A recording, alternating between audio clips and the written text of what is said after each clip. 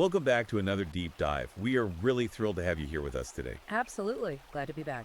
And before we jump into the material, do us a massive favor.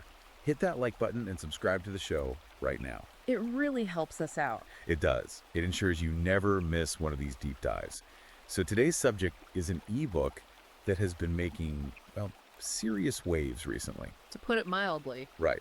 It's a text that aims to fundamentally rewire how you understand the history of our institutions, especially before they were, as the author argues, captured by feminists and Marxists. Yeah. If you are interested in the roots of modern systemic issues, this is going to be right up your alley. Definitely. And if you find yourself hooked by the end of our discussion and you want to dig into the source material yourself, you can check out Amazon Kindle and Google Play Books to purchase it. You can also follow the author directly. His handle is @ConradNRiker on Substack. So, the mission of this deep dive today is to provide a comprehensive analysis of this highly controversial 2026 ebook. It's titled Feminism's Trojan Horse: How Female Power Destroys from Within by Conrad Riker. A very provocative title. Very. We are going to meticulously map out the author's philosophical framework, his specific historical claims, and his proposed solutions for the modern man. But before we get into the weeds here, I need to make a very crucial clarification for you, the listener. Yeah, this is important. The source material we're examining today is highly politically charged. I mean, it dives headfirst into intense debates about gender, society, and how our modern institutions, from courts to corporations, were built and potentially captured. Right. So we want to explicitly state that we are not taking sides here. We are not endorsing, nor are we condemning the viewpoints presented in this book. Exactly. Our goal today is just to act as your impartial guides. We are objectively reporting on the ideas and the arguments contained within the original text so you can fully understand the author's perspective. We're just here to look at the architecture of the argument. And the hook of Riker's premise is guaranteed to grab your attention. His core thesis is that modern feminism is not and never was an equality movement. Right, he argues it's something entirely different. He argues that it is a parasitic extraction mechanism, and he claims its roots stretch from the original sin in the Garden of Eden, straight through history, right into the modern corporate HR department. It is a massive historical and ideological timeline he constructs. He doesn't just look at the last 10 years or so. No, he attempts to rewrite the entire historical narrative of gender relations. Okay, let's unpack this, because he literally starts in the Garden of Eden. He does. Riker details what he calls the Edenic pattern. He frames the story of Eve not just as a theological event, but as the very first transaction in human history. According to the text, Eve traded the eternal safety and provision provided by Adam for a vow of hidden knowledge and power from a serpent. And he uses that ancient story as the foundational blueprint for his entire theory. He argues that this Edenic pattern is the eternal temptation to prioritize subversive power over stable protection. It's a heavy framing. It is. And what's fascinating here is how he draws a direct historical line from that original transaction to the 1848 Seneca Falls Convention. Which most of us are taught was the glorious birth of the women's rights movement. Right, the convention where the Declaration of Sentiments was signed. We are usually taught that was the moment women stood up against tyranny. So how does Riker frame it differently for the reader? He argues that the Declaration of Sentiments actually manufactured a grievance by deliberately misrepresenting the past. He focuses heavily on the legal concept of coverture, which was the law of the land back then. Coverture meaning the legal status of a married woman? Exactly. It essentially meant that a woman's legal rights and obligations were subsumed by those of her husband. Modern history views this as pure oppression. Riker, however, points out that under coverture, husbands were legally liable for their wives' actions and debts. A man could literally be thrown into debtor's prison if he couldn't maintain his wife's standard of living.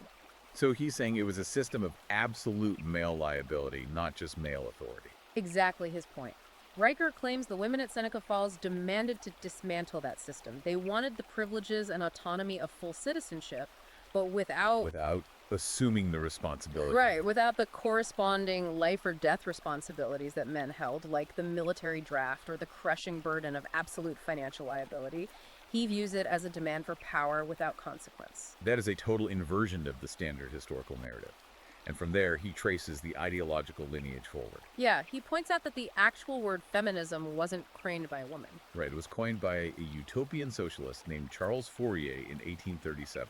And he follows this ideology through Friedrich Engels' 1884 work on the family, right up to the critical theory of the Frankfurt School. Let's unpack the Frankfurt School connection, because that term gets thrown around a lot, but Riker uses it very specifically here. The Frankfurt School popularized critical theory in the mid-20th century. Traditional Marxism viewed the world strictly through the lens of class struggle, the wealthy factory owners oppressing the working class. Right. Riker argues that the Frankfurt School took that exact framework of the oppressor versus the oppressed and mapped it directly onto men and women. He actually uses the phrase Marxism with estrogen to describe modern intersectionality. He does. The text argues that the true underlying goal of this ideology has never been equality in the workplace or the voting booth. According to Riker, the objective is to destroy the Western nuclear family unit. His logic is that if you can atomize the citizen and break down the traditional kin group, you can transfer all of that loyalty, dependency, and authority over to a centralized state bureaucracy. So by reframing the family home as a site of oppression, the ideology justifies transferring the role of the provider from the husband to the government. Exactly. Here's where it gets really interesting. If that is his historical framework, that the goal is transferring reliance to the state, how does he see that playing out in our actual day-to-day lives today? This is where he takes aim at modern institutions. Right, starting with the legal system. He outlines a theory that the state has quite literally become a substitute husband. The core insight here is that Riker views the state not as an impartial referee in domestic disputes, but as a financially motivated participant. He claims that family courts act as wealth transfer mechanisms. They fracture the family, and in doing so, they extract resources from men to give to women while taking a cut for the state apparatus. He brings in some very specific fiscal data to back this up too. He points out that men pay approximately 75% of all federal income taxes, while women, as a demographic aggregate, represent a net negative tax contribution over their lifetime. He uses that economic disparity as a massive pillar of his thesis. He frames that data as empirical proof of an extraction mechanism. In his view, men are funding a civilization that is simultaneously being weaponized against them. He claims the government acts as the collection agency, and the family courts serve as the ruthless enforcement mechanism for this ongoing transfer of resources. And then he takes that same analytical lens to the modern workplace, specifically DEI, diversity, equity, and inclusion initiatives. He describes the modern corporate environment using an incredibly provocative term. He calls it Menkampf. It is extremely aggressive rhetoric. He uses that term to suggest there is a systematic attribution of collective guilt applied to men as a class within corporate structures. He outlines what he calls a triple bind for male workers today. Walk me through how he thinks HR departments are trapping men. Riker argues that men in captured corporate environments face three impossible choices. If a man is highly competent and speaks up about inefficiencies or systemic problems, he's quickly labeled toxic or difficult and pushed out. Right. Now, if he's incompetent and stays quiet, he's rightfully fired for poor performance. Makes sense. But if he is competent and remains completely silent, his competence is exploited. His labor is used to prop up a system that, according to the author, inherently resents his presence. He points to the famous James Damore Google memo as a prime example of this. Yeah, Damore wrote an internal memo discussing biological differences in tech interests, citing peer-reviewed psychology. And he was fired shortly after. But Riker doesn't frame that firing as a simple HR policy disagreement, does he? No, he frames Damore's firing as a religious purge of a heretic. Wow. Riker argues that feminized institutions, like modern corporate HR, operate on emotional consensus and conformity rather than objective logical analysis. Therefore, when someone like Damore presents objective data that contradicts the emotional consensus of the group, it isn't treated as a scientific debate. It's treated as an act of violence. So if HR departments are enforcing this specific corporate culture, it begs the question, where did they learn to operate this way? Riker points the finger directly at the university system that trained them. The text paints a picture of educational institutions that have entirely abandoned the pursuit of objective truth in favor of manufacturing grievances. Riker draws a very specific trajectory here. He starts with Title IX, arguing that it originally demanded basic educational access, but was slowly mutated into demand for strictly equal outcomes, regardless of merit or interest. Then he jumps to the Obama administration's 2011 Dear Colleague letter. That letter mandated universities use the preponderance of evidence standard in campus sexual assault cases. Right, and for you listening who might not know the legal terminology, preponderance of evidence basically means just a 51% likelihood of guilt. It's the lowest possible burden of proof. A monumental shift. Riker argues this effectively eliminated due process for accused men on campus. But the true cultural tipping point, according to the text, was the 2015 Columbia University Mattress Girl protest by Emma Sulkowicz. Let's translate his academic language here. He says this protest created a new epistemological framework. What does that actually mean for a student on campus? Well, epistemology is the study of how we know what is true. Riker argues that the Mattress Girl protest fundamentally changed how universities process truth. In his view, it created a new system where the mere act of accusation is treated as a conviction. The foundational Western concept of innocent until proven guilty was thrown out the window. In this new framework, he argues, men are presumed guilty by default. And if a man is actually exonerated through due process, the activists don't see it as justice. They just see it as further proof that the system is corrupt. He calls this the institutionalization of hysteria. If academia changes how we evaluate truth itself, how does that bleed into the broader culture? If we connect this to the bigger picture. This brings us to his concept of the media matrix. Right. Riker argues that the modern media apparatus does not exist to entertain or inform you. He claims it exists to act as a maternal comfort blanket. He compares Hollywood's modern diversity and representation efforts to Soviet Lysenkoism. Lysenkoism. That was the Soviet agricultural policy under Stalin, right? Where they completely denied basic genetics because the science didn't fit Marxist political ideology. Exactly. Millions of people starved to death because the Soviets forced biological reality to submit to political doctrine. Riker argues Hollywood is doing the exact same thing to culture today. He claims they are denying biological reality and sexual dimorphism to fit feminist ideology. He points to specific modern films like the recent Barbie movie and the live-action Little Mermaid. He doesn't even view these as artistic choices. He calls them compliance documents. He views them as propaganda designed to simulate equal outcomes on a screen without requiring equal effort in reality. He calls this the heroine with 1,000 faces fallacy. The traditional hero's journey requires a man to suffer, fail, rebuild himself, and overcome. Right. But Riker argues the modern heroine's journey in media usually just involves a woman realizing she was inherently flawless and powerful all along. And the only obstacle was the patriarchy holding her back. He argues that the culture industry is deliberately placing women center stage on platforms that were built and are currently maintained entirely by invisible male labor. It's a hallucination sold to the public. But Riker makes a highly controversial pivot here. He pushes his theory past economics and media straight into theology. It is a profound shift in his argument. He links the roots of modern feminism to the occult, specifically the esoteric Luciferianism of figures like Madame Blavatsky in the 19th century. He claims that the modern divine feminine or sacred feminine movement isn't a true spiritual path, but a dangerous regression to pre-civilized paganism. So how does he connect that to the daily lives of men? He argues that the traditional masculine conception of God in the West brought us objective truth, individual rights, and universal blind law. In contrast, he claims this new Mother Nature theology brings a return to emotional reasoning, subjective truth, and tribalism. He posits that this spiritual rebellion against the father archetype is the actual theological engine driving the biased family courts and the HR departments we discussed earlier. It is a total rejection of objective masculine boundaries. And he applies this exact same theological argument to the modern gender debate. We want to impartially report his stance here, as it is a foundational pillar of his thesis.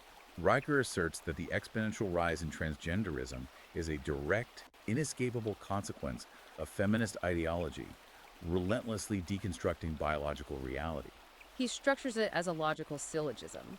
First, he claims feminism argued for decades that gender is merely a social construct, arbitrarily imposed on biological sex by men. Then he says transgenderism comes along and claims that gender identity is innate, spiritual, and completely overrides biological reality. He points out that these two ideas are inherently contradictory, yet they stem from the exact same desire. The desire to transcend, manipulate, or escape the physical boundaries of the body. He makes an incredibly intense historical comparison here.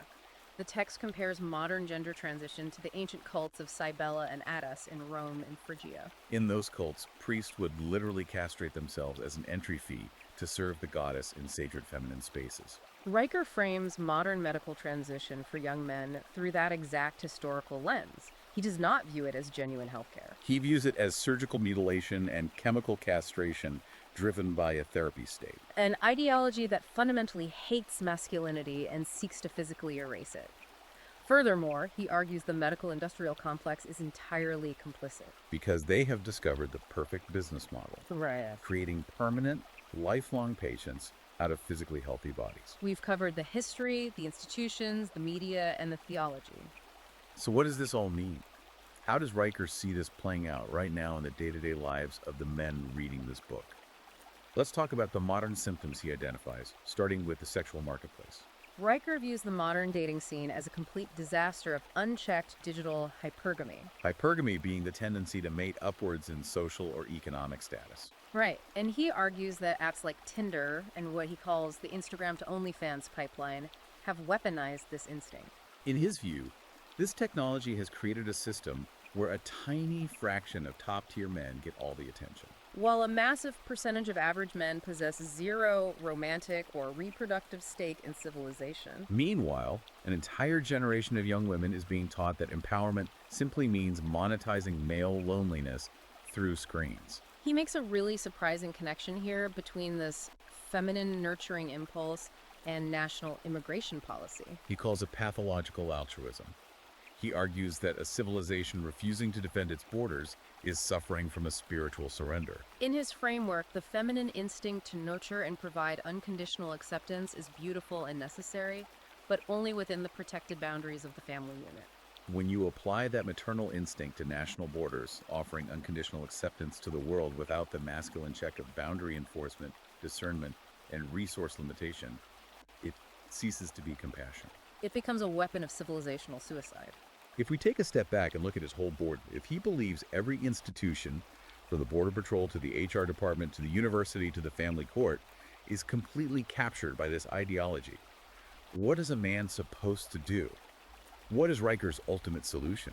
This raises an important question, and his solution is absolute and uncompromising. He tells his readers to go Galt. That's a direct reference to Ayn Rand's novel Atlas Shrugged, where John Galt leads the productive, logical members of society to simply go on strike and withdraw their labor from a corrupt system. Exactly. Riker explicitly tells his readers not to attempt to reform captured institutions. He says you cannot fix the asylum from within. Trying to reform a system that was specifically designed to extract your labor while demonizing your existence is, in his words, suicide disguised as virtue. Instead, he advocates for building a parallel polis, or the New Jerusalem. He wants men to construct entirely new parallel institutions that are structurally immune to feminist capture. He gives very tactical implementation steps for this. He calls them the stones of this new civilization. Walk us through them. The first stone is economic independence. He advocates for using Bitcoin and cryptocurrency to completely bypass central banking and fiat currency. Protecting your assets from what he views as an extractive feminist state. The second stone is career independence. He urges men to utilize the gig economy, freelancing, and specialized consulting to bypass corporate HR commissars and DEI mandates entirely. And the third stone is information independence, utilizing alternative media platforms like Rumble, Substack, and X to completely circumvent narrative control and censorship. It's a strategy of starving the beast. If the system requires male labor, male tax revenue, and male infrastructure to survive, which he argues it absolutely does, then the ultimate weapon isn't protesting. It's the quiet withdrawal of those things. The host walks away, and the parasite starves. To conclude his framework, he calls for a cultural and spiritual return to what he calls the three sacred masculine archetypes. He says these have been systematically pathologized by modern society and desperately need to be restored. First, there's the builder, the man who transforms raw matter into infrastructure through logic and effort. Second, there's the protector, the man who willingly absorbs risk and danger so that society can flourish behind his shield.